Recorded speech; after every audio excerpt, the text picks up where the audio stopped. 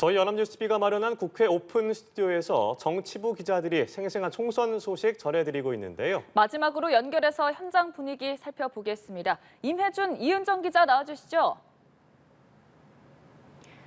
네, 여기는 연합뉴스TV 국회 오픈 스튜디오입니다. 이제 두어 시간 뒤면 투표가 마감됩니다. 22대 총선 대단원의 막을 내리게 되는데요. 연합뉴스TV는 투표 상황은 물론이고 개표 현황도 빠르고 정확하게 전해드릴 테니까요. 끝까지 시청해 주시기를 부탁드립니다. 이은정 기자와 함께하고 있습니다. 이은정 기자, 이 문어라는 별명이 붙는다는 게 어떤 의미인지 알고 있나요? 네, 그럼요. 어떤 의미인지 간략히 설명해 주신다면요.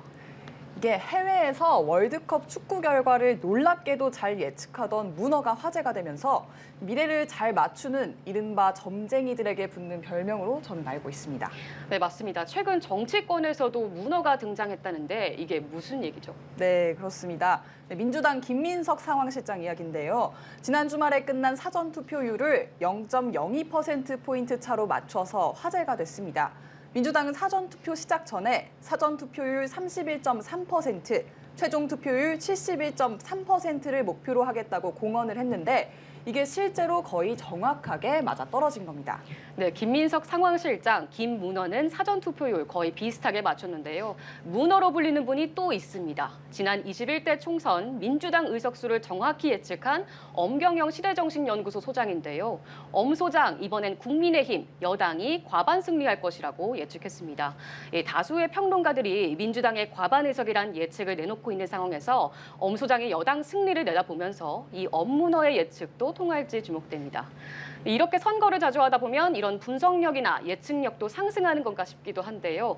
이런 정확한 분석과 예측이 가능하다면 이 당으로선 전략적으로 좋은 게 아닌가 싶기도 한데 이게 때 아닌 부정선거 논란으로 번지면서 난감한 일도 벌어졌죠. 네, 그렇습니다. 보수 진영 측에서 너무 정확하게 맞추다 보니까 부정선거 의도가 있는 거 아니냐는 주장이 나온 겁니다.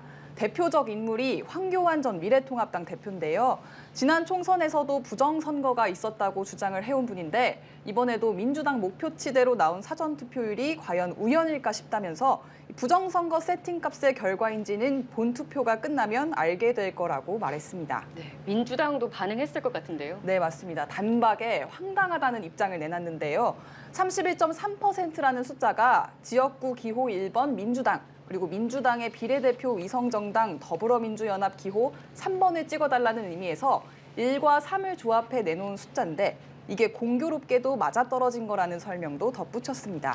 네, 그런 의미에서 최종 투표율, 이은정 기자는 어느 정도로 예상하고 있나요? 저는 사실 문헌은 아니라서 정확하게는 모르겠지만 오후 1시를 기준으로 사전 투표율을 합산한 현재까지 투표율이 지난 총선보다는 높게 나오고 있잖아요. 그래서 실제 투표율 집계 마감되는 시간에는 그래도 60%대 후반?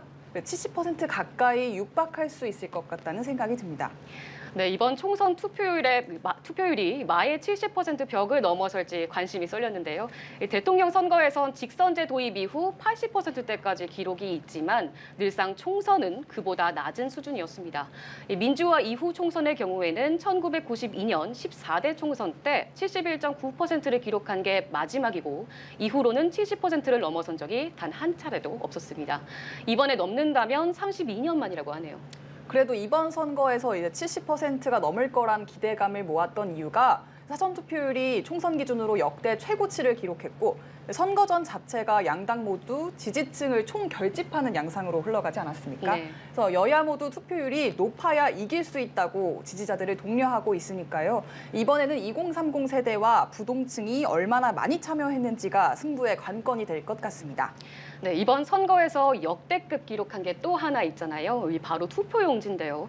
이 비례대표 투표용지 길이가 역대 가장 긴 51.7cm라고 합니다. 지난 총선의 기록 48.1cm보다도 긴데요.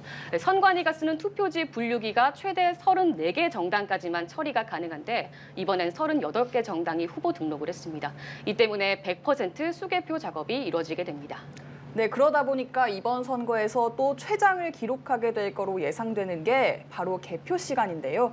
지난 총선 때는 코로나 선거여서 개표 사무원들이 보호장구를 착용하고 개표를 하느라 9시간이 넘게 걸렸었습니다. 그래서 이번에는 선관위가 예측하기로 이때보다는 2시간 안팎이 더 걸릴 것 같다고 하는데 이번에는 박빙 지역이 또 신곳이 된다고 하니까 날 밝을 때까지 손에 땀을 쥐는 캠프들이 아주 많을 것 같습니다. 그럴 것 같습니다.